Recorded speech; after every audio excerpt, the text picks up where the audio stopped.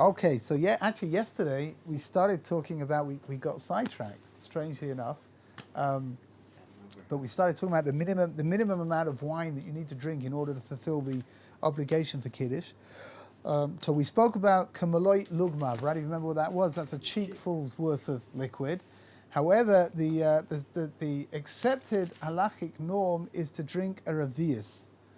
Revi'it. A revi'it is between 3.3 and 5 fluid ounces, depending on which opinion you follow. There are three different opinions, mainstream opinions. One is the opinion of Chaim Noi, who is that's the smallest amount, and then there's the opinion of the Rav Moshe Feinstein, and then the opinion of the Chazon Ish, and the opinion of the Chazon Ish is normally the most.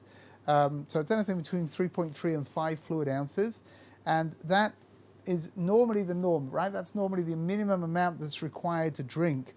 Okay, let's have a look at making Kiddush over something other than wine. We spoke about this Shabbos morning. In many communities, you'll find people making Kiddush over all kinds of things. Vodka, beer.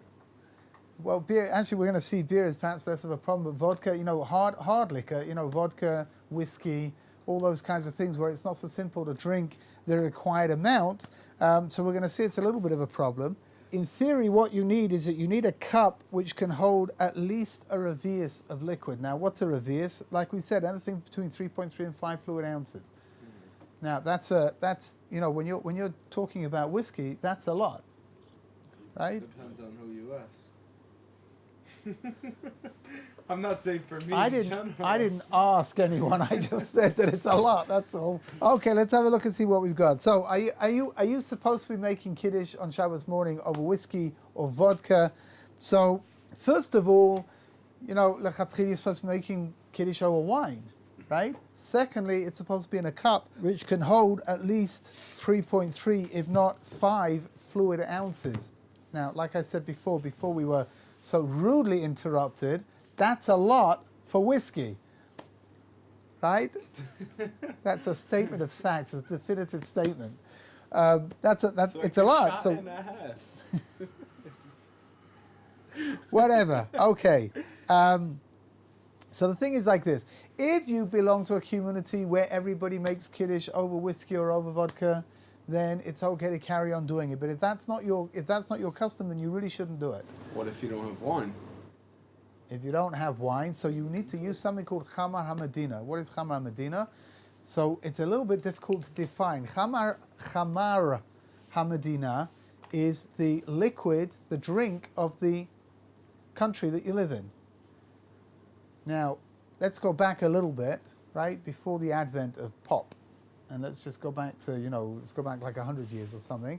So Chamar HaMedina would be something like, very often it was beer, right? Sometimes it could be considered to be milk. Yeah, I don't know if you've ever seen, sometimes when I was a kid growing up, sometimes Havdalah was made over milk. It was considered to be Chamar HaMedina in England. But beer definitely was an option. The problem is like this. Now that we, there is an opinion that it's possible that perhaps orange juice, fresh orange juice, is Chamar HaMedina here in Israel. Anyway, up until not very long ago, when I first came to Israel, 30-something years ago, so fresh orange juice was like a pretty standard drink. Yeah. First of all, you had on every street corner there were people who were squeezing oranges, and you could just buy it, but it was everywhere, right? So today, Chamar HaMedina is something which is very difficult to define. Right? What is a national beverage today? I'm not sure. Is Coca-Cola in America? Is Coca-Cola a national beverage? Well, I think that it is, but halachically, it's going to be a problem to use Coca-Cola. So I don't really know. Seriously, huh? Because again, Chamar HaMedina is something that's supposed to be established. I don't know, right? Is Coca-Cola the established drink of the United States? I think alcohol precedes Coca-Cola. So, here, right? So maybe the idea of using whiskey or using vodka, maybe that really is something which is based. Is because I heard from the rabbis down in Monsey that, like, let's say you don't have wine, or let's say it's at which holiday is it where you're not supposed to really drink wine. They'll use like if you have vodka, if you have a liquor and a beer, they'll use the liquor before the beer because it has like a bigger. Not that it's like more. I don't know how to explain it. Wine looking. Yeah, it has like a bigger, like I guess a higher authority than over beer though. I've never heard anything like that before. Right? That's really, I tell you more than that. It's kind of bizarre, because in the Talmud, they had a drink which was beer-like. Mm-hmm. It was some kind of fermented grain of some kind, and it was drunk like beer. And they had wine, but there's very little talk inside of the Talmud of other alcoholic substances, which I'm sure they probably did exist in those days. But I'm gonna call one of the rabbis today. So I think like this. I think like this. I think, again, if you want to make Kiddush on Shabbos morning, the best thing to use is wine or grape juice, like we spoke about, right? Grape juice is also good. If you don't have wine and you don't have grape juice, then, what can you use? So, if your custom in your community is to use whiskey or vodka, then go ahead, make Kiddush over whiskey or vodka. And if not, then you need to sort of look around a little bit for what's called this Hamar Hamadina, right, which is a national drink of of whatever country it is that you come from. So again, I come from England, and I imagine that beer is definitely a national drink over there. Over tea, you know what? Kasha, maybe tea can also be used as a national drink. Ireland must be beer over there. Ireland is probably I don't know, Guinness So when you comes out of Ireland or Scotland? Ireland, yeah. Ireland, Guinness. I drank Guinness once in my life. That was Scotland, more than enough. That was more enough for It me was too. horrible. It's the worst beer in the world. So when you were doing this Hamar Hamidina, what do you say, shako? You would make charcoal, right? So if you're making, if you're making it over whiskey, you're making it over vodka, you're making it over orange juice, whatever it is, right? You would make charcoal niyeh. You wouldn't make bor priagefen because you're not drinking wine. I heard a fascinating idea once from Rav Mendel Weinbach, Zeichet Tzadik V'Livrocha, the late Rosh Hashiva over here in Osamech, who said like this. He says every country's got its own national drink. Right? So like I said, where I come from, it's beer. You go up north in England and you get to Scotland, it's whiskey.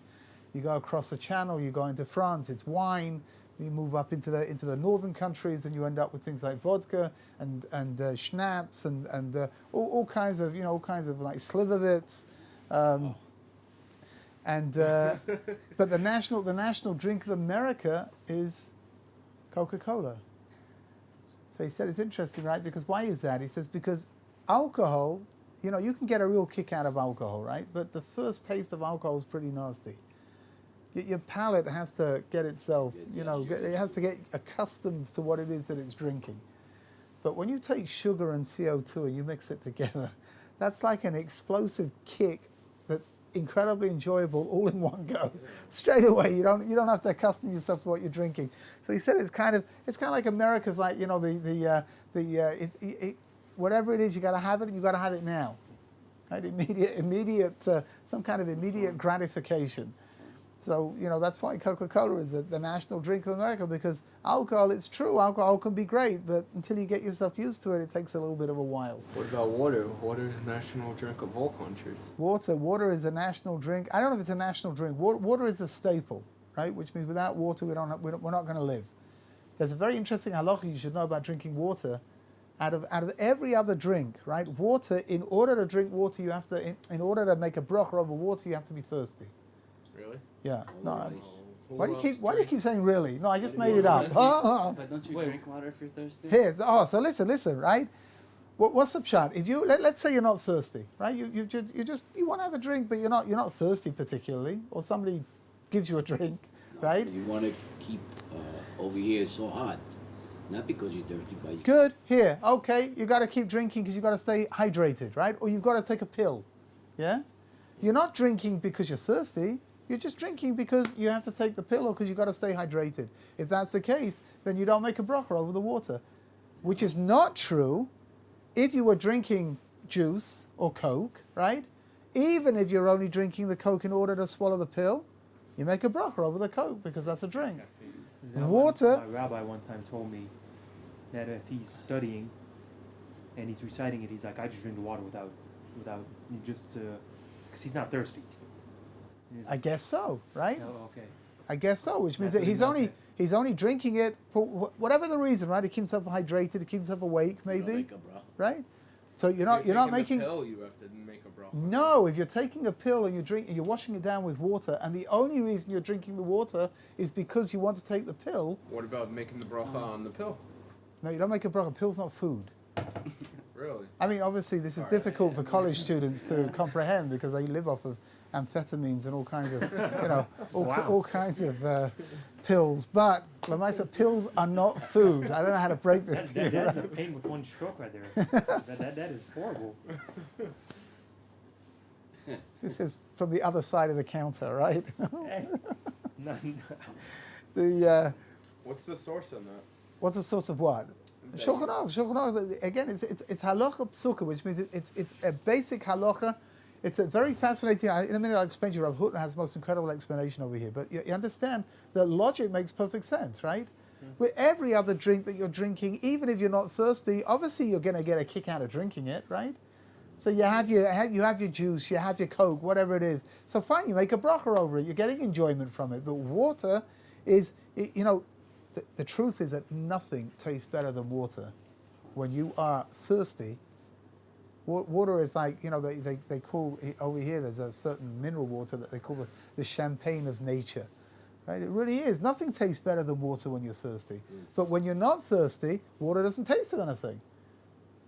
So you have to have that thirst in order to be able to make a bracha over it, because water has got nothing in it to give you additional pleasure. Every other thing that you drink has got something in it, right?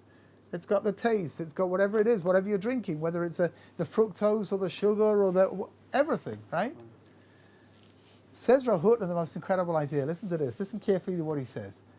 It says that you've got to be thirsty in order to drink water, and the sages say that water and Torah are analogous to each other.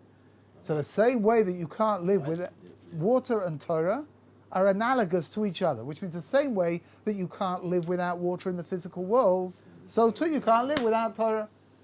So says Rav Hutner, and what are the rabbis teach us? That in order to make a bracha over water, what have you got to have? You got to have a thirst to drink it. So he says that in order to learn Torah, we need to have a thirst to learn Torah. Yeah, it's a fantastic idea. It's mamish beautiful. A person's got to be thirsty to learn Torah. When you're thirsty to learn Torah, then the Torah will quench your thirst. But if you're not thirsty, then it won't give you anything, right? It's just liquid. That's all it is. So we can't make Kiddush over water. It's not considered to be important enough with regards to Kiddush, right? It's not considered to be important enough as a liquid to be able to make a Kiddush over it. So we use other things instead, right? So far, so good. Good. Okay. Again, like I said, I think the best thing to do is to use the wine or to use grape juice. That way you fulfill all the obligations. Don't worry. If you want to have your whiskey and your vodka afterwards, there's no problem whatsoever. Rabbi, so you don't have to make a bracha just because you drink water, not because I need it or I'm thirsty, only because. Yeah. The problem is that it's very subjective, right? It's very difficult to define at what point what point are you thirsty and at what point are you not thirsty, right? Doing it, let's say I know I'm not thirsty. So here, let's say the doctor tells you that you've got to drink 3 liters of water a day in the summer in order to make sure that you don't dehydrate. So at that point, I would say like this, the emphasis I would say like this, that the first slurp of water that you take, you probably are thirsty, right? And it tastes good, and you should make a bracha over that, and then just keep sipping all the way through the day, and then you don't have to worry about it. If you're sipping at least once every half an hour, Even if it's a new bottle? even if it's a new bottle, it's got nothing to do with the bottle, it's to do with the continuity of what you're doing, What if right? it passes the 72-minute? So if by water it's only half an hour, right? Okay, So what if it passes if half an hour passes and you're thirsty again, so you can make a bracha over the water again, right? But if you're not thirsty and you're just drinking it because you got to keep drinking it, right? Then you should just carry on drinking without making a Don't you have bracha. to say Borei Nefashot? Oh, so you can only make a brain fashot within the half an hour. Yeah. So if But you then what do you forget, think? I'm going to drink more. You forget about it.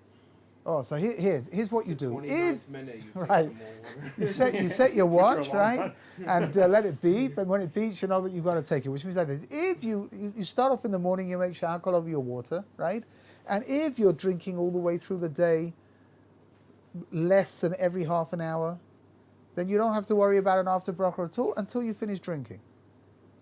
Right, so you can have this rather odd scenario where at 10 o'clock in the morning you made a shahakol, and you're drinking all the way through until 10 o'clock at night. At 10 o'clock at night, you can make a boi nefashos over all the water, all the liquids that you drank, not just water, all the liquids that you drank from the beginning of the day until the end of the day. Right? But the problem is you've got to be on the ball, right? So if you're following the time, that's great. And if not, it means that you've skipped out, right? If you get to the 31st minute and you suddenly remember, so you've lost the opportunity now to make a boi nefashot over what you've already drunk, but you can make amends. You can carry on drinking, and so long as you drink a cheek's worth full of liquid in one go within the rest of the time that you're drinking, so then you can make a boi nefashot over what you're drinking. So that means that if you take a little bit of water with a pill, Yeah. you don't have to make. No, What is the size of the water? doesn't matter. If you're taking the water only because you need to swallow the pill, then you don't make a bracha over it. But if you use tea or coffee or anything else, and you're only using it in order to swallow the pill, it doesn't matter. Then you have to make a bracha. This thing only works for water, not for anything else. Right? And like the Chazal say, Ein mayim ela Torah. There is no water except for Torah, which is water and Torah. Water gives us life. Torah gives us life. We need to approach our learning Torah with an enthusiasm, with a passion, with a thirst to know, right? So, for example, not to sit with arms folded and eyes glazed and dribble coming out the side of your mouth. That's not the way to do it. He only has one of those, so he's in the clear. So, anyways, so far so good, right? So, I think that when it comes to making kiddush, you should make kiddush over wine or grape juice, and then afterwards, like I said, don't worry, you can still have your shot or shots. No, I prefer doing it over wine, but there was a lot of times in Muncie we just, we would do Kiddush after Shacharis, and like we would do a Kiddush club. The Kiddush Club. Yeah. Oh. Which is so- What do you do, right? Kiddush. So you may have noticed in many places when you go for Kiddush to somewhere, somebody makes Kiddush, and maybe you get some of the wine, maybe you don't get some of the wine. It doesn't matter, especially in the morning, Shabbat morning, right? Very often, whoever made Kiddush, especially if he's making Kiddush over whiskey, he's not sharing this with anybody. He just knocks it back in one go. Of course he's sharing it with people. He doesn't want to get plastered, like you said. Not the little cup of his own little individual cup. So whatever, it's okay. Somebody else can drink the wine for you. You don't have to. We spoke about this the other day. You don't have to drink the wine in order to fulfill your obligation to hear Kiddush, right? So long as you hear the Kiddush and you answer Amen to the bracha, then that's enough. If you get to drink the wine, so fine. You'll see some people are careful to make sure they drink from the wine, and some people are not. Yeah, Okay, let's say the Kiddush club. So you hear the guy's yotzin. yeah. You yoitz on this Kiddush. When you get home, your wife hasn't heard it. Yeah. Do you make Kiddush? Depends what kind of state you're in, doesn't it? No, but you yourself.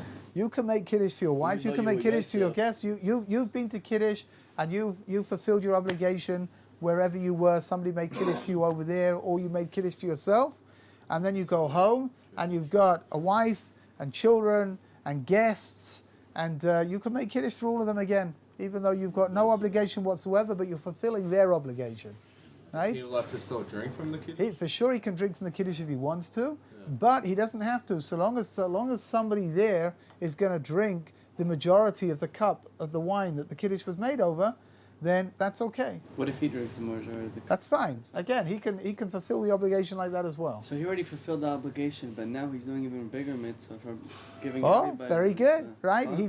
He's fulfilled his obligation, and now he's fulfilling in a certain way. He's fulfilling it in a bigger way by helping other people fulfill their obligation, even though he doesn't have to do it. See, Kiddush So- club is great. Oh, it's big. You get double the mitzvah. So we spoke about this the other week. If my memory serves me correct, we spoke about this the other week, But the idea that the Gemara says that Godel ha'oineh, right, that the person who answers Amen has more reward than the person who made the bracha to begin with. And any bracha? Yeah, What? which is counterintuitive, right? You would imagine that the little Amen at the end is simply, you're just like finishing up. It's nice to hear the Amen, but the person who's making the bracha for sure is getting more reward than you are because he made the bracha, right? He made the name of God, and so explains the Gemara. It's the most incredible idea, it really is, that the person who answers Amen gets more reward than the person who made the bracha to begin with. Why? Because the person who made the bracha to begin with is getting something out of it, right? Which means that you make a bracha over a piece of cake and you eat that piece of cake. The person who answers Amen, he's not going to get any cake out of you. He knows you, right? The chances of you sharing that cake with him are zero, right? He knows that. The person makes a bracha over a can of Coke, right? So he makes a shahakol, he's going to drink that can of Coke. The person making the bracha is getting something out of it, which means, don't misunderstand me, I'm not suggesting that, I'm not belittling the making of the bracha. It's a tremendous thing to make a bracha. But the person who answers Amen is doing it completely altruistically. He's not getting anything out of this at all. What's he doing? He's just recognizing Hashem, right? Signing off at the end of the bracha, right? And that's why the Gemara says that if you do that, you get more reward than the person who made the bracha to begin with. So over here, you're right? You've got somebody who's going off now, and he's making Kiddush for other people. He doesn't have to make Kiddush. He's already fulfilled his obligation. He's doing this only for other people, right? So he's for sure he's getting lots of reward over here for doing something to help other people fulfill their obligation. You here? Rabbi Sai, you out there? Anyone there? Yes. No question of bracha in my tongue. No, 100% not. 100% not. There are all kinds of brachas that we can make. We can make them for other people, right? And you can fulfill their obligation by saying the bracha for them. Even Birkat HaMazon, you could say. Even Birkat HaMazon, if there's a need, right, you can say it out loud, and the person who's listening has to listen to every word and answer Amen. And then you've now fulfilled his obligation. We spoke about it when we spoke about the laws of the Shmonai, say that the repetition of the Amida, the person who's repeating the Amida is repeating it for those that can't say it by themselves. And if that's the case, then that person who's listening to every word of the repetition of the Amida is fulfilling his obligation through the Shaliach Tzib, or through the Chazan who's reciting all the words for him. Right? It's a very beautiful idea. I once heard there's a very famous rabbi over here called Rav Zilberstein, who is a tremendous halachic authority. So somebody once asked him, "What do you do? You've got somebody who comes to your house who's not religious, and they want to have a drink. Right? That's a problem because you're going to give him a drink, and he's going to drink without making a blessing. And so maybe it's like putting a stumbling block in front of somebody, right? That you gave him something to eat or drink, and he's not going to make a blessing over it. So he says what he always does is that when the person asks for a drink, he gets out 2 cups, and he pours himself a drink as well, and he says to him, I'm going to make a blessing for both of us, and you should answer Amen. You can do that? Yeah, Sure. right? Again, in all of these brachot, which you can fulfill somebody else's obligation by doing it for them. The person can't do it by themselves. I knew like the after blessings, but I didn't. So even over here, the person himself doesn't want to do it or doesn't know how to do it. So you can make the blessing for him. But when you talk about making brachas over here, for example, right? When you talk about making brachas, like you're going to drink something together with him, so you have to drink with him. Yeah. You shouldn't make the bracha and then he be the one to drink, but you should drink as well, right? Not like Kiddush. But in Kiddush, right? In Kiddush we said that if a person's fulfilling other people's obligations, he's already fulfilled his obligation. He doesn't have to drink from the wine. Okay, when you make Kiddush, right? You make Kiddush on Shabbat and on Yom Tov, regardless of whether it's at night or during the day. You make Kiddush, and then 99% of the people wash their hands and make hamotzi afterwards. Right? Some people wash their hands first, and then they make Kiddush, and then they make hamotzi without making a break between the whole thing. But what's for sure is Kiddush, the bracha over the wine, always precedes the bracha over the bread, right? So what do we do with an after bracha? Are you obligated in making an after bracha over the wine that you drank at Kiddush or not? Because officially it's not really part of the meal, because the meal's only going to begin once you make hamoitzi. But because Kiddush is connected to hamoitzi, it's all one long, it's one long thing. That means that when you come to wash your hands and you eat the meal and you bench at the end of it, it's going to fulfill the obligation of making the after bracha over the wine. Now, it's a little bit of a novel idea over here, because normally what would happen if you drank something, you drank wine before you washed your hands, so now you're obligated in making an after bracha, and you should really make the after bracha, and then you should go and wash your hands and you can have your meal. Right? But over here, I think you mentioned the yakis. the yekas do it, but however way you do it, the bracha over the wine always comes before the bracha over the bread. Right? So over here we got a little Kiddush over here, a little novel idea over here, which is what? When you come to bench, when you recite Birkat Hamazon, it's going to include the wine that you drank when you made Kiddush. However, what you may have noticed is that some people have the custom when they come to bench, that they bench over a cup of wine. Right? Now, very often you'll see that when there's a minyan, that's very much the norm. Right? What? Rabbi Guffin did it this weekend. Oh, because you're a whole bunch of people over there, right? A minyan. There are different opinions inside of the halacha. According to some opinions, if there are only 3 men that are sitting together, what's called a zimun, then you also bench over a cup of wine. There's one opinion, the Aruch HaShulchan, who says that even a person by himself should say Birkat Hamazon over a cup of wine. The cup of wine over there is definitely kos shel bracha, right, which we spoke about yesterday. But there's an interesting dimension. After you finish benching, you recite Baruch Atah Hashem Elokeinu Melech Haolam, Bori Pri HaGofen, and you drink the wine. And after you've drunk the wine, what do? Bench. You make an after blessing, right? Even though you just recited Birkat Hamazon, but you made a bracha over the wine, and that wine was not included inside of the meal at all. So then now you're obligated in making an after bracha. Say the authorities that if you're going to make a bracha over the cup of wine, then you should keep in mind when you make the after bracha, keep in mind that if there was an obligation to recite an after bracha after the wine of Kiddush, that's how you're going to fulfill your obligation. You hear? Really? I just made it up. Stop asking that. Keeps asking that question. I don't know what it is. I just made it up, but it sounds good, no? My father always used to say that the more conviction a person has, the less sure he is. What if you make a wrong bracha? Depends what you've made. If by mistake you made shahakol, You should say Baruch so you're off the hook, because shahakol is just like a generic blessing.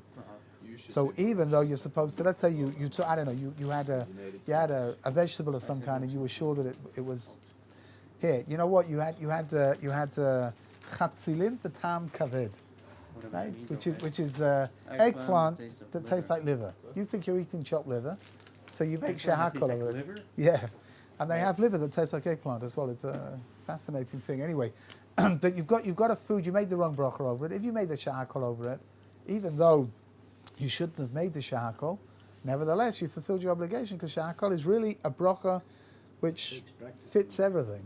Uh-huh. Shahakol ni ebidvar, the HaKadosh Baruch Hu created How does it everything, fit right? everything for like a vegetable? Does it Because all you're saying is that God created everything, okay. right? If we spoke about this yesterday. No, Yeah. you should have been here yesterday. Why didn't you come yesterday? Well, you come today. That's ridiculous. Man. Ridiculous. Anyway, I'm going to tell it over again, because I don't think anyone Wild. remembers anyway. Wow, it's crazy. Yeah, I like to be rebellious. If you've got in front of you something and you're not sure whether it's ha'adama or eitz, Uh-huh. you're not sure, so you should make ha'adama. Why? Because the tree grows out of the ground as well, right? If you make eitz instead of ha'adama, that's the wrong bracha.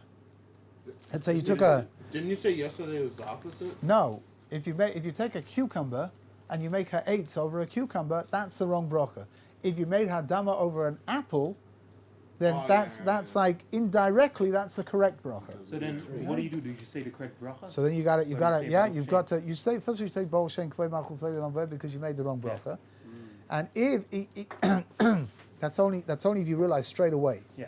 If you don't realize straight away, when you take a couple of bites and you suddenly realize, hold on a second, what did I just do? That was wrong. So then you have to make a bracha of what it is that you're eating. So let's say, for example, you, Bamba. Bisley. Yeah, It's he like let word it- association. like What's His explanation. Yeah, like he said, just did. mezonot on that. here? Good, right? So you make a mezonot over bamba, right? So you made the wrong. It's the wrong bracha to make. So Right. then you stop, take another one, and make a shahakol over the over Does he you say know. Baruch Shem? If you realize within Yeah. within enough time that you know that it's a very short amount of time. It's the amount of time that you're supposed to say Shalom Aleichem Rebbe B'mori, which is like, you know, what are we talking about? 5 seconds maybe. It's got to be an immediate reaction. Okay. He didn't know So here right away he to made say that, mezonot that's why. because he thought that that's what he was supposed to make, and only afterwards he realized that that's not the right bracha to make. So at that point you can't say Baruch Shem anymore. Okay. Kiddush that's recited on Friday night and recited on Shabbos morning should be recited in the place that you're going to eat. That's where the Kiddush club comes in, actually, right? Because what's the pshat? On Friday night, we sit down and we eat a meal, right? So it's no big deal. Everybody makes Kiddush and they sit down and they wash and they sit down and have the meal in the same place that they just made Kiddush.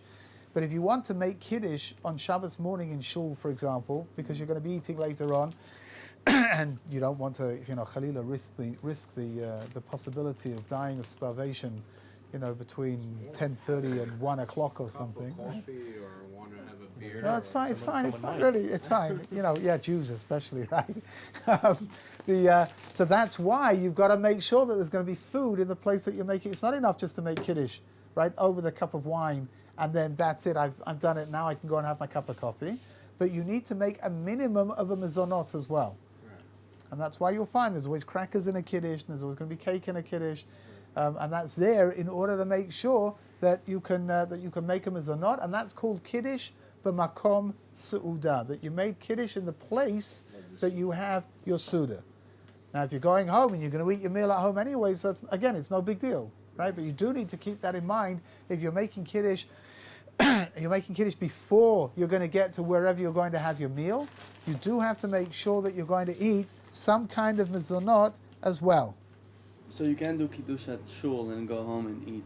You can. You can, so long as you eat something in shul, so long as you eat Something. mezonot, right? Okay. But if, I don't know, if there's no mezonot there for whatever the reason, You can't have mezonot. or if you can't eat mezonot, then it's going to be a problem, right? Then you shouldn't can't make do Kiddush in Kiddush. shul.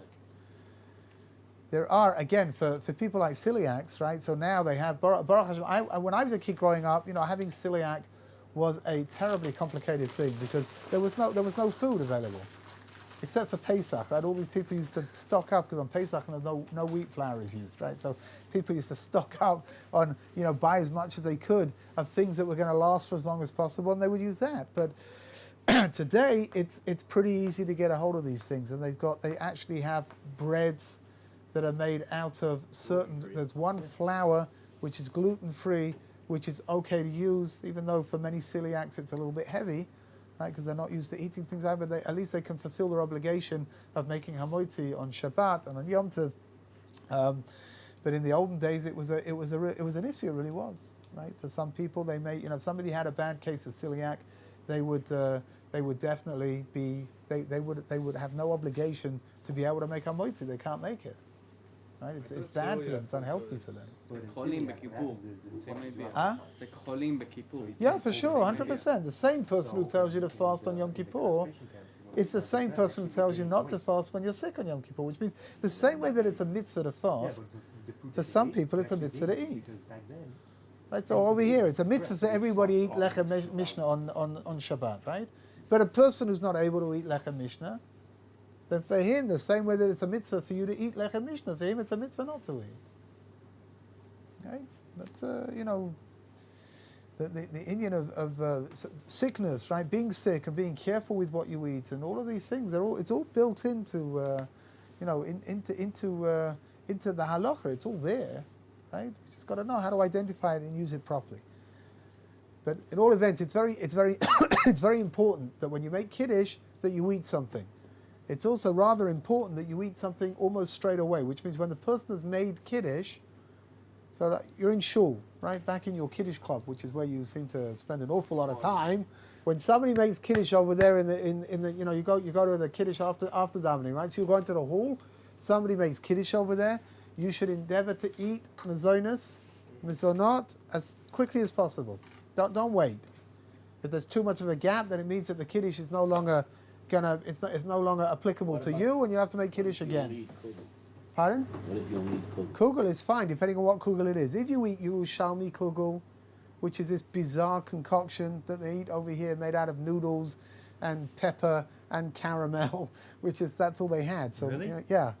Put caramel and pepper together? Yeah. That is interesting. Yes, that's one way of describing it That's for a nice sure. way of With a describing it. pickle. It is, Don't forget the pickle, right? What about potatoes? Hold on a second, right? If you're going to eat something like a lokshen kugel, then for sure there's no problem. You make a mezonus over it, right? Mezonot.